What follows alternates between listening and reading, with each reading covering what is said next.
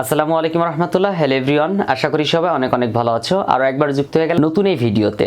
আর পরবর্তীতে প্রত্যেকটা ভিডিও থাকবে এইচএসসি 2021 সালের সংক্ষিপ্ত সিলেবাসের উপর। অ্যান্ড আমি চেষ্টা করব পরবর্তীতে ক্রম অনুযায়ী প্রত্যেকটা দিনেই অ্যাকাউন্টিং প্রত্যেকটা চ্যাপ্টারের উপর ভিডিও তৈরি করার জন্য, অ্যান্ড প্রত্যেক দিন সেটা আপলোড দিব। তো আমি আজকে আলোচনা করতে যাচ্ছি ফিফো লিফো, অনেকে আবার ফাইফো লাইফো বলে। তো ফিফো লিফো হচ্ছে ফার্স্ট ইন ফার্স্ট আউট, আগেই বুঝতে হবে। যারা একদম জানো না এই অধ্যায়ের সম্পর্কে তাদের জন্য বলছি। আসলে ফিফো লিফো কিংবা ভারযুক্ত গড় পদ্ধতির মধ্যে কিছু কাহিনী আছে। মজুত পণ্যের হিসাব রক্ষণ পদ্ধতি, এই অধ্যায়টা কি? অনেক সময় এমন হয় দায়িত্ব দেওয়া থাকে একটা কারখানার যে গুদামঘর, সেই গুদামঘরের মধ্যে জাস্ট গুদামঘরের মধ্যে কত পিস মাল আসবে এবং সেটা চলে যাবে, সেই হিসাবটা ডে বাই ডে রাখতে হবে, মান্থলি কিংবা উইকলি যেভাবে হোক রাখতে হবে। তো সেই হিসাবটা আমরা তিনটা পদ্ধতিতে মূলত করে থাকি। অ্যান্ড তিনটা পদ্ধতির মধ্যে তুমি চিন্তা করো তো, যদি এমন হয় তুমি একটা আলুর গোডাউনের মধ্যে দায়িত্বে আছো, অ্যান্ড তোমাকে বলা হয়েছে যে পরের মালটা আগে ছাড়তে হবে অথবা আগের মালটা পরে ছাড়তে হবে। আসলে আগের মালটা বলতে দেখো, আমি সিম্পল একটু বোঝানোর চেষ্টা করি।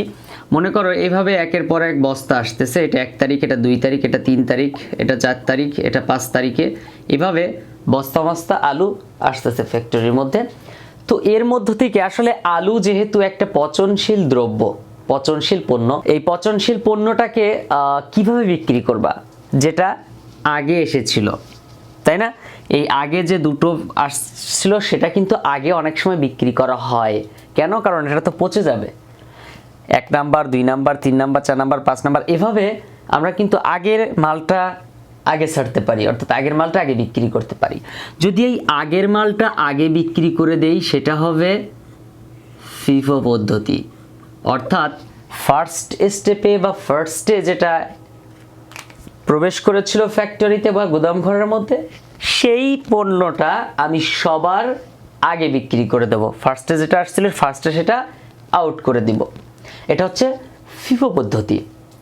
আর লিফো পদ্ধতি হচ্ছে, যদি এমন হয় দামের কথা চিন্তা করে, এটা একরকম আলু, এটা একরকম বিভিন্ন জাতের আলু, এর মধ্যে থেকে তুমি দেখলা বর্তমান বাজারে এই 5 নম্বরটা বেশি দাম পাওয়া যাচ্ছে। তার মানে কি, 5 নম্বরের বস্তাটা কিন্তু আগে বিক্রি করতে হবে। এই জাতের আলুটা যেহেতু বেশি দাম পাওয়া যাচ্ছে, সুতরাং এই আলুটা আগে বিক্রি করতে হয়। অনেক সময় এমন অনেক পণ্য থাকে যে পণ্য, অনেকগুলো পণ্য আছে কিন্তু এক এক কোয়ালিটির দাম এক এক রকম। এখন তো ওই মুহূর্তে আমাদের কি করা উচিত? তো ওই মুহূর্তে কিন্তু আমাদের লিফো পদ্ধতি অনুসরণ করা উচিত। কেন? কারণ লিফো পদ্ধতিতে আমরা লাস্টে যে মালটা এসেছিল, আচ্ছা বলো তো, এই 5 বস্তা মালের মধ্যে কোন পণ্যটা সবার লাস্টে এসেছিল? নিশ্চয়ই 5 নাম্বারটা, তাই না? তাহলে লাস্টে যেটা এসেছিল সেই লাস্টেরটাই ফার্স্টে ছাড়বো, এই জন্য এটাকে বলা হয় লিফো পদ্ধতি। আর যদি একদম গড়ে মড়ে মিলে যেটাই ইচ্ছে সেটা বিক্রি করা যায়, তাহলে সেটাকে বলা হয় গড়। অর্থাৎ আমি গড়ে বিক্রি করব, টাকার কথাটা গড় হিসাব হবে। তো আমরা ইচ্ছা করলে এই যে অঙ্কটা, এই অঙ্কটার মাধ্যমে ফিফো লিফোর বিস্তারিত তথ্য জানতে পারবো। অ্যান্ড ফিফো লিফো ভারযুক্ত গড় পদ্ধতি এই অঙ্কটার মাধ্যমে করার পরেই, অর্থাৎ এই একটা ভিডিওতেই আমরা যখন ফিফো লিফো পুরোটা পারবো, তখন কিন্তু আমরা বোর্ড কোশ্চেনগুলো ফুললি অ্যান্সার করতে পারবো। দেন আমার মনে হয় না একটা ভিডিওর বেশি আর প্রয়োজন আছে। আমি যা কিছু দরকার আছে সব কিছু আমি চেষ্টা করবো এই ভিডিওর মধ্যে বলে দেওয়ার জন্য। সো অবশ্যই তোমাকে পুরো ভিডিওতে সাথে থাকতে হবে। প্রথমে আমরা একটা শিরোনাম দিব। এই শিরোনাম দেওয়ার পরে পুরো ঘরটাকে 3 ভাগ করব। এই একটা, এই একটা, এই একটা। দেন বাকি একটা থাকবে হচ্ছে বিবরণ, তারপর লিখব বিবরণ, তারপর ক্রয় বা প্রাপ্তি। যে কোনো একটা তুমি লিখতে পারো, নানান রকম বইয়ে নানান রকম দেওয়া আছে, এক একজন স্যার এক এক রকমভাবে ব্যাখ্যা করেছে। তারপর বিক্রয় বা ইস্যু বা প্রদান, উইশ তোমার, তুমি কোনটা লিখবা। তবে লাস্টের ঘরটা চোখ বন্ধ করে জেরে লিখে দিতে হবে। চোখ বন্ধ করে এমনভাবে লিখতে হবে যেন বানান ভুল না হয়। তারপর আমাদেরকে দ্বিতীয় স্টেপে শিরোনামগুলো করতে হবে। এই প্রত্যেকটা ঘরকে আবার 3টা করে ভাগ করতে হবে, 3টা করে। অবশ্যই মনে রাখবা এই ছক, একটা ছকেই 3টা অঙ্ক কমপ্লিট হয়ে যাবে ইনশাল্লাহ। দেন একটা ভিডিওর মধ্যে আমরা ক নাম্বার সহ আদার্স যেসব প্রশ্নগুলো চলে আসে সেগুলোর অ্যান্সার করে দিব ইনশাল্লাহ। তারপর চেষ্টা করব এই অধ্যায়ের উপর যতগুলো এমসিকিউ আসার সম্ভাবনা আছে সবগুলো এমসিকিউ অ্যান্সার করার। ওকে, সো পরবর্তী প্রত্যেকটা দিন অপেক্ষা করতে হবে ইনশাল্লাহ যে এই লার্নিং পয়েন্ট থেকে সিলেবাস, সংক্ষিপ্ত সিলেবাসের উপর ভিডিও আপলোড করা হবে এবং প্রত্যেকটা ভিডিও দেখতে হবে। ওকে, তারপর আমরা তারিখ দিলাম, বিবরণ নিলাম, ক্রয়, প্রাপ্তি, বিক্রয় বা ইস্যু বা প্রদান আর জের। এরপরে প্রত্যেকটা শিরোনামের মধ্যে আবার একই রকম নাম থাকবে, পরিমাণ, দর, টাকা।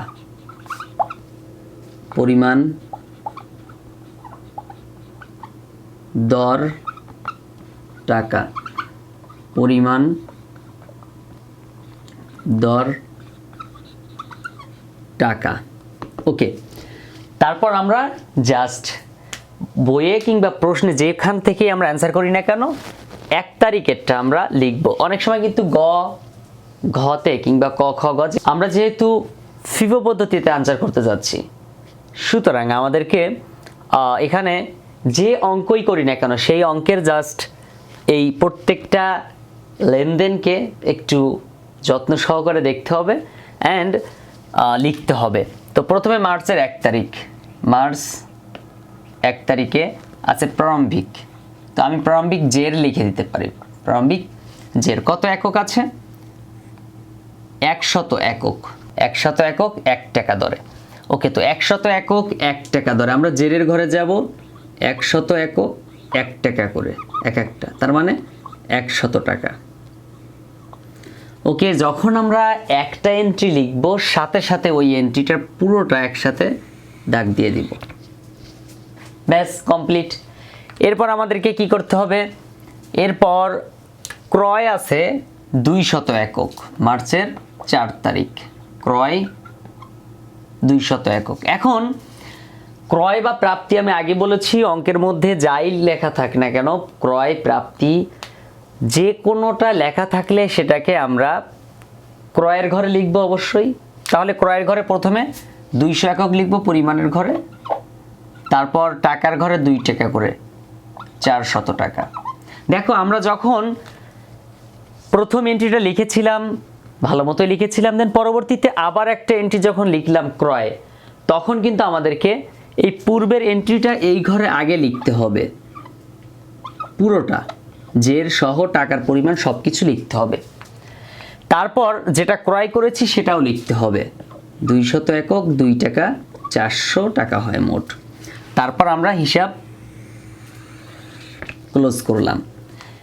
একটু কষ্ট করে খেয়াল করো, প্রথমে লিখব পূর্বে যে ঘরে যে টাকার পরিমাণটা লেখা ছিল সেটা, তারপর আমরা নতুন করে যেটা ক্রয় করেছি সেটা লিখতে হবে নিচে।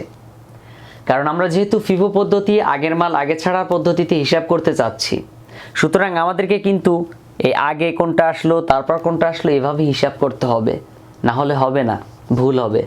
ওকে, তারপর লেখা আছে 4 তারিখের পরে 9 তারিখে বলা আছে ইস্যু। ইস্যু বা বিক্রয় যাই লেখা থাক 200 একক। তুমি তো এটা দেখেই একটু ঘাবড়ে যাওয়া যে ইস্যু 200 একক 3 টাকা, টাকার পরিমাণটা কিন্তু দেওয়াই আছে। আসলে ফিফো কিংবা লিফো যে পদ্ধতির কথাই তুমি চিন্তা করো না কেন, যে পদ্ধতিতে অঙ্কটা করতে চাও, বিক্রয়ে যে টাকার পরিমাণটা দেওয়া থাকে এটাকে একদম পাত্তাই দিবা না, এটা ধরবা না। প্রশ্ন পাওয়ার পর আগে এগুলো কেটে দিবা। এই ইস্যু যাই থাক না কেন, যত টাকার পরিমাণ থাক এগুলো কেটে দিবা। ফিফো লিফো ভারযুক্ত গড় এই 3টা পদ্ধতিতে দয়া করে বিক্রয়ের পরিমাণ একটা বারের জন্য হিসাব করবা না। ওকে, তারপর আমরা ইস্যু যখন দেখলাম 200 একক, ভালো করে খেয়াল করতে হবে, আমরা 200 একক দিয়ে দিব, তাই তো? কিন্তু এটা ভুল হবে। কেন ভুল হবে? কারণ আমরা তো ফিফো পদ্ধতিতে করতে চাচ্ছি, আমাদেরকে প্রত্যেকটা বান্ডেলের মাল আলাদা করে হিসাব করতে হবে। প্রথমে কোন মাল আসলো, তারপর কোন মাল আসলো, এভাবে। তো এখানে দেখো প্রথমে আসছিল 100 একক, তারপরে আসছিল 200 একক। এখন আমরা প্রথমে কিন্তু যে মালটা এসেছিল ফার্স্টে, ওই ফার্স্টেরটা আগে বিক্রি করব। এখন ফার্স্টে আসছিল 100 একক, কিন্তু আমাদের কন্ডিশন দেওয়া আছে 200 একক বিক্রি করা লাগবে। তার মানে আমরা প্রথমে লিখব 100 একক 1 টাকা দামেরটা, তারপরে এখান থেকে লিখব 100 একক 2 টাকা দামেরটা। ক্লিয়ার করে খেয়াল করো, প্রথম বান্ডেলে মাল ছিল 100 একক, কিন্তু আমাদেরকে বিক্রি করতে বলা হয়েছে বা ইস্যু করতে বলা হয়েছে 200 একক। তাহলে প্রথম বান্ডেল থেকে 100 একক দিয়ে নিব, তারপর যেহেতু 200 একক দেওয়া লাগবে সেহেতু পরের 100 এককটি, অর্থাৎ উপর থেকে তো 100 দিয়েই দিলাম, নিচে থেকে 100 একক 2 টাকা দামেরটা লিখব, অর্থাৎ আলাদা আলাদা লিখতে হবে। যদি এখানে 300 একক থাকতো কিংবা 200 থাকতো তাহলে আমরা 200ই লিখে দিতাম। এখন তো নাই এখানে 200 একক, আছে কত 100, তার পরের বস্তা থেকে দিতে হবে, তার মানে ফার্স্টেরটা আগে দিয়ে নিতে হবে। আচ্ছা, তাহলে এখানে কত হবে 100 টাকা, এখানে হবে 200 টাকা, তাই না? এই যে মালটা আমরা বিক্রি করে ফেললাম, ইস্যু করে ফেললাম, ওইটা লেখার প্রশ্নই ওঠে না, ওটা লিখবো না। লিখবো কোনটা? তার পরেরটা থেকে 100 দিছিলাম, কিন্তু আরও 100 কিন্তু ছিল, কারণ ওখানে ছিল মোট 200 থেকে 100 দিয়ে দিলে আর 100 থাকবে, সেই 100 পরিমাণটা জেরের ঘরে লিখব, 2 টাকা দামের 200 টাকা। পুরোটা হিসাব শেষ করো। জাস্ট তুমি যদি এই ইস্যুর পরিমাণটা কিভাবে নির্ণয় করতে হয় একটু জানো, তাহলে আর অঙ্কে কোথাও ভুল হবে না। তারপর যখন আমাদের 9 তারিখেরটা শেষ, তখন আমরা 14 তারিখে যাব। 14 তারিখে লেখা আছে 50 একক ইস্যু, তাহলে 14 তারিখ ইস্যু 50 একক। দেখো তো 50 একক এখন আছে আমাদের এক বান্ডেল, এখান থেকে আমাদের 50 একক ইস্যু করতে হবে। আমরা কিন্তু পারবো, তাই না? এই একটা বান্ডেল আছে, ওখান থেকে আমরা পারবো, কিন্তু যদি 150 বলতো তাহলে আর পারতাম না। তো সেই 100 থেকে 50 এখানে লিখবো, কারণ আমাদের 50 একক বিক্রি করতে বলছে। 50 একক লিখলাম, এটার দাম কিন্তু আমরা এখান থেকে নিব, আমরা ওখানে যা থাক না কেন সেটা আমরা ফলো করব না, আমরা এখান থেকেই ধরবো 100। তাহলে এখানে থাকবে কত? আর 50 একক থাকবে 2 টাকা দামের 100 টাকা। এখানে 50 একক কোথা থেকে পাইছি বলো তো? আমাদের জের ছিল কত? গোডাউনের মধ্যে ছিল 100 একক, সেখান থেকে 50 একক তো ইস্যু করে দিলাম, তাহলে আর থাকবে 50 একক। ওকে, ক্লিয়ার। তারপর এখান থেকে 14 তারিখের পর এখন হচ্ছে 20 তারিখ ক্রয়।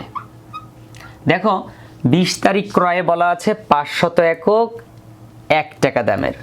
সো ক্রয় 500 একক। এখন আমরা অবশ্যই টাকা এখানে 1 টাকা হোক আর 50 পয়সা হোক আর 10 টাকা হোক, যা থাকবে সেটাই আমাদেরকে এখানে লিখতে হবে 1 টাকা দামের। তাহলে আমরা 500 টাকা। এখন আমরা জেরের ঘরে কি করব? প্রথমে পুরাতন যে মালটা ছিল সেটা লিখব পুরোটা ভালো মতো, তারপর নতুন করে 500 একক ক্রয় করলাম, সেই 500 একক লিখব 1 টাকা দামের 500 টাকা। ডান। তারপর আমরা কি করব? তারপর 20 তারিখের পরে আছে 21 তারিখ ইস্যু। ইস্যু করা হলো 200 একক। দেখো তো এখানে 200 একক লেখা আছে, এই যে 2 টাকা দামের। তাহলে এখন আমরা কি করব? এই 2 টাকা আমরা কেটে দিব, এটা আমরা একবারের জন্য ফলো করব না বিক্রয়ের ক্ষেত্রে। 200 একক। এখন আমরা এইখানে আছে দেখো তো 50 একক, কিন্তু আমাদের দিতে বলছে 200 একক। আমরা কি করব? তো এই প্রথম বান্ডেল থেকে 50 একক আমরা বিক্রি করতে পারবো, কারণ সেখানে তো 50 একক দেয়া যাবেই। এটা 2 টাকা দামের, এই যে এইখানে যে দামটা আছে সেই দামটা এখানে বসালাম। আচ্ছা, তাহলে আমাদের দেয়া লাগবে মোট 200, এখান থেকে দাও বাকি 150, 150 টাকা 50 একক 1 টাকা দামের। ওকে, তাহলে এখানে হবে 100 টাকা।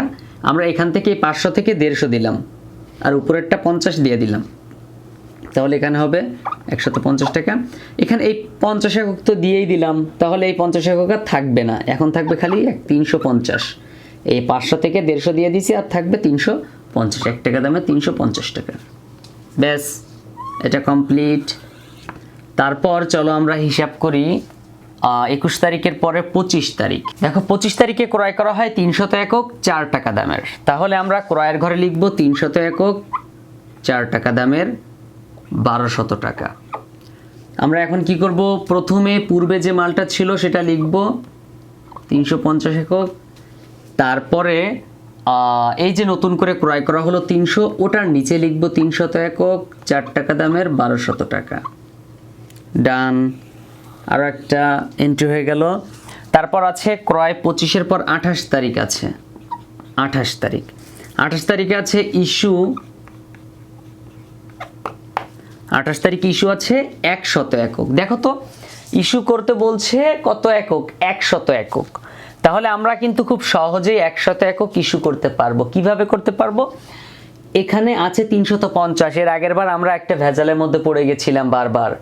কি ভেজাল ছিল, দিতে বলেছিল 100, ছিল মাত্র 50, দিতে বলেছিল 200, ছিল মাত্র 100। এই ভেজালগুলো ছিল, যা বিক্রি করতে বলছে প্রথম বান্ডেলে তা ছিল না। কিন্তু এবার যে আমাদেরকে বলা হলো 100 একক ইস্যু করার কথা প্রথম বান্ডেলেই আছে, তাহলে আমরা এখান থেকে 100 একক ইজিলি বিক্রি করতে পারবো বা ইজিলি ইস্যু করতে পারবো। তাহলে এখান থেকে 100 একক দিয়ে দিলাম 1 টাকা দামের 100 টাকা। এখানে থাকবে 250, প্রথম বান্ডেল থাকবে 250 1 টাকা দামের 250 টাকা। তারপরটাতে 300 একক 4 টাকা দামের 1200 টাকা। এবার ওকে, দেখো আমাদের এখানে যখন আমরা দুইটা হিসাব করলাম তখন আমাদের হিসাবে দেখা যাচ্ছে 3 আর 2 550 একক, তাই না? তো এই 550 একক এখানে হওয়ার কথা, কিন্তু সমাপনী মজুদে তো বলা আছে 500 একক। তাহলে বাকি 50 একক কিভাবে কি হলো, 50 একক বেশি কেন দেখাচ্ছে? কিন্তু যখন আমাদের এই 50 একক বেশি দেখাবে তখন আমরা কি করব, তখন আমরা জাস্ট এখানে ঘাটতি লিখব। অ্যান্ড এই ঘাটতি লিখে আমরা এখানে লিখব হচ্ছে তোমার 50 একক ইস্যুর ঘরে, ওই যে ফার্স্টেরটা 1 টাকা দামের 50 টাকা। তাহলে এখানে হবে 200 1 টাকা দামের 200 টাকা, দেন 300 4 টাকা দামের 1200 টাকা। এখন দেখো তো আমাদের সমাপনী মজুদ পণ্য কত হলো, 500 একক। কিন্তু ওনারাও বলে দিচ্ছিল তো 500 একক, তাই না? তাহলে আমাদের কিন্তু ফার্স্টে মিলে নাই। তোমারও তো অঙ্ক করার ক্ষেত্রে এমন হতেই পারে যে অঙ্ক একটা মিলবে না, সামথিং বেশি আসবে। তখন কি করবা, জাস্ট ঘাটতি লিখে ইস্যুর ঘরে দিয়ে দিবা, তাহলে অঙ্ক মিলে যাবে। ওকে, আর তুমি তো জানোই টাকার পরিমাণ কত দেওয়া থাকবে, যেহেতু এখানে কোনো টাকার পরিমাণ দেওয়া ছিল না।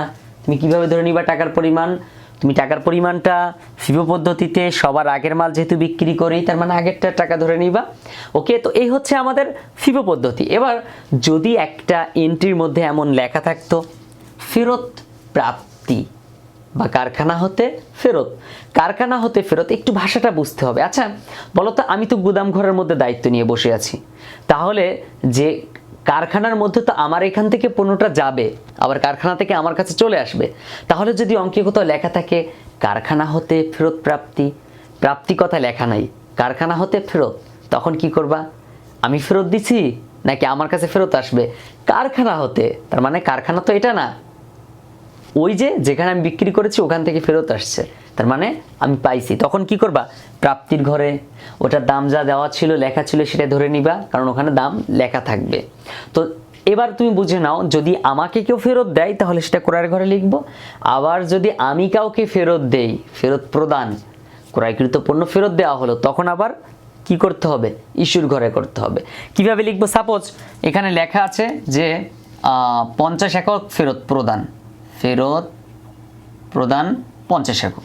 তখন আমরা কি করব, এই 50 একক কি করব, ফেরত লিখে এখান থেকে আমরা 50 একক, এই যে ইস্যুর ঘরে ফেরত প্রদান, যেহেতু 50 একক লিখবো কত টাকা দামের, সাপোজ এখানে যেহেতু ইস্যু করতেছি 1 টাকা দামেরটা ধরবো 50, এখানে লিখবো আর 150, তারপর লিখবো 300, দাম আগে ছিল 1 পরে ছিল 4। এইভাবেই জাস্ট বিক্রয়, মনে করো এটা একটা বিক্রয় করলাম। আবার যদি ফেরত প্রাপ্তি লেখা থাকতো তাহলে আমরা ঠিক ক্রয়ের ঘরে সেমভাবে এই দুইটা জিনিস এভাবেই লিখে দিতাম, 50 একক 1 টাকা দামের 50 টাকা। দেন এখানে এই 200 তো লিখতামই, নতুন করে তারপরে 300 লিখে নতুন করে আরও 50 লিখে দিতাম টাকার পরিমাণ সহ। তাহলে কিন্তু আমাদের ফিফো পদ্ধতি এখানেই ক্লোজ হয়ে গেল। তো দেখা হচ্ছে পরবর্তী ভিডিওতে। ততক্ষণ তোমাকে সুস্থ থাকতে হবে, সুন্দর থাকতে হবে এবং মনোযোগের সাথে পড়াশোনা করতে হবে, যেন 2021 সালের এইচএসসি পরীক্ষায় তুমি হতে পারো সেরা, তুমি ভালো একটা রেজাল্ট করতে পারো, ভালো কলেজে ভর্তি হতে পারো, তোমার ভবিষ্যৎ উজ্জ্বল হয়। আসসালামু আলাইকুম ওয়া রাহমাতুল্লাহ।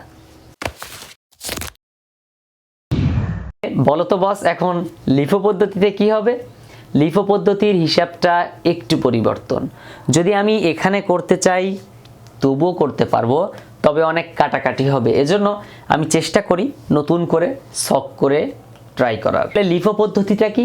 যেহেতু আমি পূর্বে বলে নিয়েছি যে লাস্টের মালটা আগে বিক্রি করতে হবে, অর্থাৎ সবার লাস্টে রিসেন্টলি যে পণ্যটা আমি প্রতিষ্ঠানে পেয়েছিলাম সেই পণ্যটা আবার বিক্রি করে দিব সবার আগে। তো প্রথমে আমরা মার্চের 1 তারিখ লিখে নেই। মার্চের 1 তারিখ প্রারম্ভিক জের। প্রারম্ভিক জেরাটা আমরা জেরের ঘরে লিখবো 100 একক 1 টাকা দামের, 100 একক 1 টাকা দামের 100 টাকা। ব্যাস কমপ্লিট। তারপর আমরা আবার মার্চের 4 তারিখে, এটা কিন্তু আমরা প্রথমে পুরোটা দাগ দিয়ে নিব। তারপর আমরা 4 তারিখে লিখব ক্রয়। 4 তারিখে ক্রয় আছে 200 একক 2 টাকা দরে। তো 200 একক ক্রয় করা হয়েছে 2 টাকা দরে। আমরা এই যে ক্রয়ের ঘরে 200 একক লিখব 2 টাকা দরে 400 টাকা। এখানে লিফো পদ্ধতিতেও সেম কাজ করব। প্রথমে যে মালটা ক্রয় করেছিলাম বা প্রথমে যে মালটা ছিল সেই মালটা লিখব, তারপর তার পুরো ডিটেলস সব লিখে দিব। তারপর আমরা লিখব ক্রয় করেছি যে মালটা সেটা 200 টাকা, 200 একক 2 টাকা করে 400 টাকা। দেন আমরা হিসাবটা বন্ধ করে দিলাম। ব্যাস। এবার চলো 9 তারিখে কি বলা আছে। 9 তারিখে বলা আছে ইস্যু 200 একক। দেখো 9 তারিখে ইস্যু 200 একক। দেখো 200 একক বিক্রি করতে বলেছে। আমরা লিফো পদ্ধতি লাস্টে কিন্তু মালটা আসলো, এইটা লাস্টে সর্বশেষ যে মালটা এসেছিল 200 একক, সেই 200 একক থেকে আমাদেরকে বলা হয়েছে 200 একক ইস্যু করা। তার মানে আমরা এখান থেকে বিক্রি করতে পারবো। সো আমরা এখান থেকে 200 একক বিক্রি করে দিলাম 2 টাকা দরে 400। তাহলে আমাদের থাকবে আর হাতে 100 একক পণ্য 1 টাকা দামের 100 টাকা। ওকে, ব্যাস আমাদের কমপ্লিট হয়ে গেল। যদি এমন হতো এখানে আমাদের বিক্রি করতে বলছে 200, কিন্তু আমাদের এখানে আছে 150, তাহলে আমরা কি করতাম? আমরা এই 150 এককটা এখান থেকে আগে দিয়ে নিতাম, দেন 150 একক দেওয়ার পরে বাকি 50 একক উপর থেকে দিয়ে নিতাম, যেটা আমরা আগের বার করেছিলাম। উপর থেকে দিয়ে নিচেরটা তারপর দিছি। আর এখন কি করব? জাস্ট নিচেরটা আগে দিব, তারপর উপরেরটা দিব। জাস্ট এতটুকুই পার্থক্য। তারপর আছে 20 তারিখে 9 আগে আছে 14 তারিখ। 14 তারিখে লেখা আছে ইস্যু 50 একক, ইস্যু 50 একক। এই যে এখানে আমাদের 50 একক তো আছেই, আমরা 50 একক দিয়ে দিব। আর বাকি থাকবে 50, সেটা লিখবো। এটাও 1 টাকা দামের 100 টাকা, 50 টাকা, এটাও 1 টাকা দামের 50 টাকা। ওকে, দেন আমরা হিসাবটা ক্লোজ করে দিলাম। ওকে, দেখো 20 তারিখে লেখা আছে 500 একক 5 টাকা দরে। তাহলে আমরা এই 500 একক লিখবো 5 টাকা দরে। দেন এই 5 টাকা করে 500 এককের দাম হয় 2500 টাকা। তাহলে এখন আমরা লিখবো হচ্ছে প্রথমে 50 একক আগেরটাই লিখে নিব, যেটা লেখা হয়ে গেছে। তারপরটা লিখবো পরের এই যে 500 একক 5 টাকা দরে, এটা আমরা এখানে লিখবো 5 টাকা দরে। ওকে, 2500 টাকা। দেন কমপ্লিট। তাহলে আমরা কি করলাম? পূর্বের 1 টাকা দামের মালটা লিখে নিলাম, তারপর আমরা নতুন করে 5 টাকা দামের মালটা লিখে নিলাম। ওকে, 500 একক ক্রয়ের পরে আমাদের এখানে লেখা আছে 21 তারিখে ইস্যু করা আছে 550 একক। দেখো আমরা 550 একক সরাসরি ইস্যু করতে পারবো না। কেন পারবো না? কারণ আমাদের প্রথম বান্ডেল যেটা, অর্থাৎ লাস্টের দিক থেকে প্রথম বলতেছি, এজন্য আমরা লিফো পদ্ধতিতে করতেছি। তো 500 একক আমাদের দিতে বিক্রি করতে বলেছে বা দিতে বলেছে 550। তাহলে আমরা নিচের এই বান্ডেল থেকে দিব 500 একক, যেটার দাম হচ্ছে 5 টাকা। আর পূর্বের ওইটা থেকে দিব 50 একক, এটার দাম হচ্ছে 1 টাকা। তাহলে আমাদের এখানে আর কোনো টাকার পরিমাণ এবং পণ্য থাকবে না। এটার দাম হচ্ছে 2500 টাকা, দেন এটার দাম হচ্ছে 50 টাকা। ব্যাস। তারপর চলে যাও 21 তারিখের পর হচ্ছে 25 তারিখ। 25 তারিখে লেখা আছে ক্রয়। নতুন করে ক্রয় আছে 300 একক। তাহলে আমরা ক্রয় প্রথমে পরিমাণের ঘরে দেব 300, দেন আমাদের প্রত্যেকটা দাম হচ্ছে 4 টাকা। তারপর আমরা 1200 টাকা লিখব। আর পূর্বের পণ্য এখানে ছিল না, সো আমরা লিখতে পারবো না, এজন্য নতুন যেটা আছে সেটা লিখে দিতে হবে ফার্স্টেই। 300 4 1200 টাকা। ওকে, দেন আরও একটা হিসাব হয়ে গেল। তারপর 25 তারিখের পরে 28 তারিখে দেখো কি লেখা আছে। 28 তারিখে লেখা আছে ইস্যু 100 একক, ইস্যু 100 একক। আচ্ছা, আমাদের তো পণ্য আছে এখন একটাই, তার মানে আমরা একটা থেকেই একটাই দিয়ে দিতে পারবো, এখন আর কনফিউশন থাকবে না, এখন ভুল হওয়ার কোনো প্রশ্ন ওঠে না। তাহলে আমরা এখান থেকে 100 একক দিয়ে দিব, দাম আমরা এটাই ধরবো 4 টাকা, 400 টাকা। তাহলে আমাদের এখানে থাকবে হচ্ছে আর 200 একক 4 টাকা দামের 800। তারপর আমাদের 30 তারিখে কি লেখা আছে একটু খেয়াল করো, সমাপনী মজুদ 150 একক। আচ্ছা, আমাদের সমাপনী মজুদ হওয়ার কথা 150 একক, কিন্তু এখানে তো আছে 200 একক। জি, তাহলে এখন আমাদের কি করতে হবে? এখন আমাদেরকে এই 200 একক যে কোনোভাবে মিল করতে হবে। যদি এখান থেকে 50 একক না থাকতো তাহলে কিন্তু আমরা মিল করতে পারতাম। এই জন্য আমরা লিখবো কি, 25 তারিখ দিয়ে ঘাটতি লিখবো। তাহলে ফিফো লিফোতে কিন্তু সেম পদ্ধতি, ঘাটতি লিখবো কত, 4 টাকা দামের 50 একক, 4 টাকা 200 টাকা। তাহলে এখানে আর থাকবে মাত্র 150, 4 টাকা দরের 600 টাকা। দেন আমাদের হিসাব এখানেই হয়ে গেছে। এবার তো এখান থেকে যদি আমরা চেষ্টা করি খুব সহজে অ্যান্সার করে 4টা মার্ক তুলে নিতে পারি, কারণ ফিফো লিফো ভারযুক্ত গড় 2017 সালে ঢাকা বোর্ডে এই যে ফিফো লিফো ভারযুক্ত গড় 3টে ছিল, কতে, খ এবং গতে। এটা অনেক সহজ অঙ্ক, যদিও একটু সময় লাগে বেশি, একটু চিন্তা ভাবনা করে লিখতে হয় হালকা। তো এই পদ্ধতি লিফো পদ্ধতি যেটা, এটার মূল কাহিনীটা কি তাহলে দেখতে পেলাম আমরা, এই নিচেরগুলো থেকে আমরা আগে বিক্রি করব, অর্থাৎ 2টা পণ্য আছে বা 3টা 6টা যে কয়টায় থাক, আমরা পুরো মালটা পুড়িয়ে দেওয়ার জন্য নিচে থেকে হিসাব করব, আর ফিফো পদ্ধতিতে প্রথম থেকে হিসাব করব। এটাই হচ্ছে জাস্ট পার্থক্য, তাছাড়া কিছুই না। তো এবার যদি আমরা এটাকে ভারযুক্ত গড়ের মাধ্যমে করতে চাই তাহলে কি করতে হবে? তো চলো আমরা ভারযুক্ত গড়ের মাধ্যমে পুরো অঙ্কটা সলভ করে নিই। আসসালামু আলাইকুম রহমতুল্লাহ। আর তুমি যদি ভারযুক্ত গড় পদ্ধতিতে এই অঙ্কটি সমাধান করতে চাও তাহলে কিভাবে সমাধান করতে হবে? ভারযুক্ত পদ্ধতিটা মূলত সবচেয়ে সহজ, জাস্ট প্রথম এন্ট্রিটা একটু বুঝতে পারলে, প্রথম এন্ট্রি বলতে প্রথম ক্রয়ের যে এন্ট্রিটা থাকবে সেটা বুঝতে পারলে বাকিগুলো একদম সহজ। ওকে, তো অঙ্কের মধ্যে দেখা যাক। প্রথমে আছে মার্চের 1 তারিখ, প্রারম্ভিক জের ছিল 100 একক 1 টাকা করে। তাহলে প্রারম্ভিক জের 100 একক 1 টাকা করে, 100 টাকা। বুঝতে হবে কিন্তু ভালো করে, না হলে ফার্স্ট টাইম না বুঝলে পরে কিন্তু কঠিন হয়ে যাবে। মার্চের 4 তারিখে বলা আছে ক্রয় আছে 200 একক 2 টাকা দরে। তো আমরা বরাবর পূর্বের মতো ক্রয়ের ঘরে 200 টাকা, 200 একক 2 টাকা দরে, মোট 400 টাকা। ওকে, তাহলে এবার আমরা এই বিষয়টা একটু খেয়াল করতে হবে। এই 400 টাকা আর এই 100 টাকা মোট হলো 500 টাকা। 400 টাকা আর 100 টাকা মোট যোগ করলাম, এইটা আর এইটা যোগ করে আমি লিখলাম জেরের ঘরে। তারপর এককের পরিমাণ 200 একক আর 100 একক মোট হয় 300 একক। বুঝতে হবে কিন্তু পরিমাণের সাথে পরিমাণ যোগ করে লিখলাম, আর মোট টাকার সাথে মোট টাকা যোগ করে লিখলাম। এখন এই 500কে 300 দ্বারা ভাগ করতে হবে, তাহলে কত হবে এটা আমাদের বের করে এখানে লিখতে হবে। যখন আমি এই 500কে 300 দ্বারা ভাগ করব তখন হবে 1.67, 1.67, কারণ এখানে আসে হচ্ছে 1.6666। তো আমরা ইচ্ছে করলে দশমিকের পরে 2 ঘর লিখে তার পরের ঘর অর্থাৎ 3 নাম্বার ঘরে যদি 5 অথবা তার চেয়ে বেশি থাকে তাহলে 2 নাম্বার ঘরের সাথে 1 যোগ করে নেওয়া যায়। অর্থাৎ যদি এমন হয় 1.66666 এইভাবে ডট ডট অনেকগুলো 6 আছে, তখন আমরা দেখো আমাদের এখানে 3 নাম্বার ঘরে 6 থাকার কারণে এই 6 অথবা তার চেয়ে 5 অথবা তার চেয়ে বেশি থাকার কারণে এইখানে আমি 6-এর জায়গায় 7 লিখে বাকি ঘরগুলো মুছে দিলাম, দেন ডান। তারপর আমরা এবার হিসাব করতে যাব হচ্ছে ইস্যুর ঘরে 9 তারিখ, প্রত্যেকটা দাগ দিয়ে নেই। 9 তারিখে বলা আছে ইস্যু 200 একক, আমরা 200 এককই লিখব। এখন আর আগের মাল নাকি পরের মাল এটাও দেখার প্রশ্ন ওঠে না, এখন জাস্ট আমরা লিখে দেব হিসাব করে যে গড় পদ্ধতিতে কিভাবে ক্রয় করলে জাস্ট যোগ করব আর বিক্রয় করলে বিয়োগ করে দিব। এখন কথা হলো এই যে 200 একক এটার দাম কি আমরা এই 3 টাকা ধরবো, এই 2 টাকা ধরবো, নাকি এখানে যা আছে তাই ধরবো বলো তো? আমাদের এই ইস্যুর ঘরে যে 200 এককের দাম 3 টাকা দেওয়া আছে, আমরা এই 3 টাকা না লিখে লিখবো হচ্ছে 1.67। ওকে, 1.67 এই 200-র সাথে 1.67 গুণ করব। তো যখন আমরা এই 200-র সাথে 1.67 গুণ করব তখন হবে 334।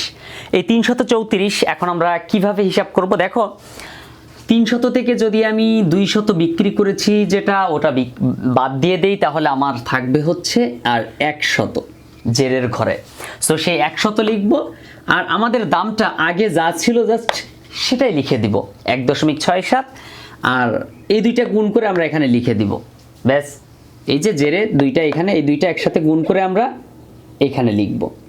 ওকে, তাহলে আমাদের প্যাচটা শুধুমাত্র ক্রয়ের ক্ষেত্রে। আরও কয়েকটা দেখো, দেন আরও ভালো মতো পারবা। 9-এর পরে আছে 14 তারিখে ইস্যু। 14 তারিখে ইস্যু আছে 100 একক, দাম দেওয়া আছে 4 টাকা। আমরা ইস্যুর ক্ষেত্রে দামকে ফলো করি না। 100 একক, আমরা এই ইস্যুর ঘরে 100 একক লিখব। দাম ধরবো আমরা জাস্ট এই যে 1.67, 1.67 গুণ করলে হবে 167। এটা আমরা হিসাবে কিন্তু এখানে 67 আসে, কিন্তু আমরা যখন এটার সাথে হিসাব করে তুলনা করব, এখান থেকে এটা বাদ দিব, তখন আমাদের 166 থাকে। কারণ এখানে দশমিক তো একটু এদিক সেদিক হবে, এটা এদিক সেদিক হলে ভুল হবে না। তাহলে আমাদের এখানে জের আর কিন্তু থাকে না, তাই না? জের থাকবে না। ওকে, তারপর আমরা 14 তারিখের পরে আমরা যাব হচ্ছে 20 তারিখে। 20 তারিখে ক্রয় আছে দেখো 500 একক 5 টাকা দরে। তো আমরা ক্রয়ের ক্ষেত্রে ক্রয় মূল্য যে 5 টাকা সেটাকে আমরা বেশি প্রাধান্য দিব, কারণ ক্রয়ের ক্ষেত্রে ক্রয় মূল্যটা খুবই গুরুত্বপূর্ণ। আর বিক্রয়ের ক্ষেত্রে ক্রয় মূল্য ফিফো ভারযুক্ত গড় সব পদ্ধতিতেই কিন্তু নিজেরা তৈরি করে নেই। আমাদের নিজেদের যেটা বের হয় সেটা আমরা হিসাব করি, বইয়েরটা ফলো করি না। তাহলে আমরা ক্রয়ের ঘরে আগে যেহেতু ছিল না, আগে থাকলে যদি এখানে 50 একক কিংবা 100 একক থাকতো তাহলে কিন্তু ওটার সাথে আমরা এটা যোগ করে এখানে লিখতাম। এখন যেহেতু নাই, 500 একক লিখে দিলাম, এখানে 2500 লিখে দিলাম, আর এখানে গড় করলে গড় হইতে 5 টাকাই হবে, এটা পরিবর্তন হবে না। এটা যদি ক্রয় থাকতো তাহলে ক্রয়ের সাথে এটাতে যোগ করে আমরা এখানে হিসাব করতাম, দেন গড়ের পরিমাণটা পরিবর্তন হয়ে যেত। দেন ডান। আমরা এখন চলে যাব 20 তারিখের পর 21 তারিখ। 21 তারিখে লেখা আছে 300 একক। ইস্যুর ক্ষেত্রে টাকার পরিমাণটা ফলো করব না, জাস্ট 300 এককের পরিমাণটা লিখব। 300 একক দাম ধরবো আমরা, ইস্যুর ক্ষেত্রে দাম এটা ধরবো 5 টাকা, 3 5 1500 টাকা। তাহলে আমাদের এখানে থাকবে হচ্ছে 200 টাকা, 200 একক 5 টাকা দাম, আর এখানে থাকবে হচ্ছে 1000 টাকা। ওকে, তাহলে কিন্তু আমরা সহজেই বুঝলাম। জাস্ট ইস্যুর ক্ষেত্রে আমরা সবগুলো এই টাকার পরিমাণ দর যেটা থাকবে 5 টাকা, সেই দরটা দরের জায়গায় লিখে দিব, কিন্তু এই 500 থেকে 300 বাদ দিয়ে 200, 2500 থেকে 1500 বাদ দিয়ে আমাদের এখানে থাকবে হচ্ছে 21 তারিখের পরে 25 তারিখ। 25 তারিখে লেখা আছে ফেরত প্রাপ্তি 200 একক। ফেরত প্রাপ্তি ছোট করে ফেরত প্রাপ্তি লিখে দিবে। অবশ্য তোমার খাতা যখন অ্যান্সার করবা তখন কিন্তু তোমার এই বিবরণের ঘরটা একটু বড় থাকবেই, স্বাভাবিক, সবাই জানোই। তো ফেরত প্রাপ্তি মানে নিশ্চয়ই সেটা ক্রয়ের ঘরে আসে। কত একক? ফেরত প্রাপ্তি হচ্ছে 200 একক। এখন কথা হচ্ছে 200 একক আমরা কোনটার টাকা ধরবো? আমরা 200 একক ধরবো হচ্ছে এই যে দেখো আগে যেটা ক্রয় করা হয়েছিল, বিক্রয় করা হয়েছিল সেটা ধরতে পারি, অথবা এখানে টাকার পরিমাণ মনে করো এই যে 3 টাকা দেওয়াই আছে। যদি দেওয়া থাকে ক্রয়ের ক্ষেত্রে নিশ্চয়ই দেওয়া থাকবে, বা প্রাপ্তির ক্ষেত্রে দেওয়া থাকবে, স্পেসিফিক বলা থাকবে, তখন তুমি দেখে বুঝবা। তো এখানে আছে 300 টাকা, আমরা এখানে 300 টাকা লিখে নিবি, 3 টাকা করে লিখে নিই, 3 দুগুণ 600 টাকা হবে। দেন আমরা কি করব? ক্রয়ের ক্ষেত্রে আগের যে পণ্যটা জেরের ঘরে আছে 200 একক, সেই 200-র সাথে আমরা এখানে 200 যোগ করব, তাহলে মোট হবে 400। দেন আমরা কি করব? এই যে 600-র সাথে এই যে 1000 যোগ করব, তাহলে হবে কত? 1600। আর এই 1600-কে 400 দ্বারা আবার ভাগ করব, অর্থাৎ এই যে এটার সাথে এটা ভাগ করব, দেন ভাগ করলে হবে 4 টাকা। রাইট? আশা করি বুঝেছো। তাহলে আমরা ক্রয় করার ক্ষেত্রে গড় নির্ণয় করব, আর কিভাবে নির্ণয় করব সেটা, ক্রয়ের ক্ষেত্রে যে গড়টা নির্ণয় করব সেই গড়টা থাকবে এমন, জাস্ট ক্রয়ের সাথে ক্রয়ের পরিমাণটা যোগ করবা, মোট টাকার সাথে মোট টাকাটা যোগ করবা, তারপর এই যে মোট টাকাকে মোট পরিমাণ দ্বারা ভাগ করলে যেটা বের হবে সেটা হচ্ছে গড়। ওকে ডান। তারপর 25 তারিখের পর আছে 28 তারিখ। 28 তারিখে ফেরত প্রদান বলা আছে 100। এই যে 100 একক টাকার পরিমাণ কত আসবে, এখানে যাই থাক আমরা এটা ফলো করব না, আমরা জাস্ট এই যে 4 টাকা এটাকে এখানে লিখে দিব 400 টাকা।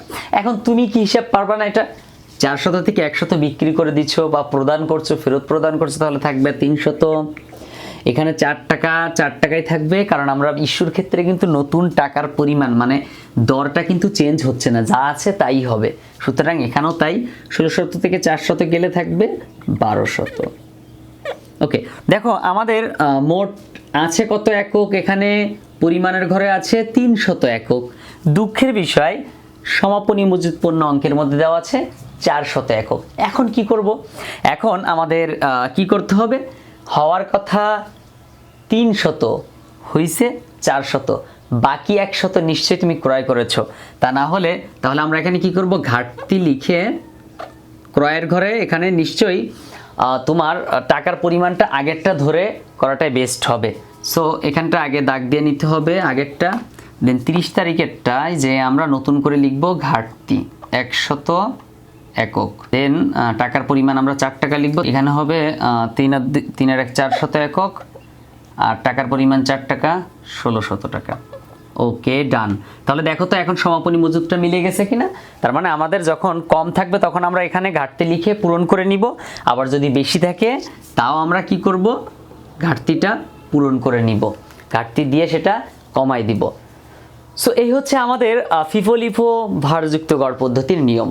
দেন পরবর্তী ভিডিওতে থাকবে ইনশাল্লাহ সকল বোর্ড কোশ্চেনগুলো, অ্যান্ড শুধু সকল বোর্ড কোশ্চেন না, পাশাপাশি ক খ গ সহ যত এমসিকিউ থাকার প্রয়োজন আছে মনে করি সেগুলো ইনশাল্লাহ আমি পরবর্তী ভিডিওতে চেষ্টা করব দেওয়ার জন্য।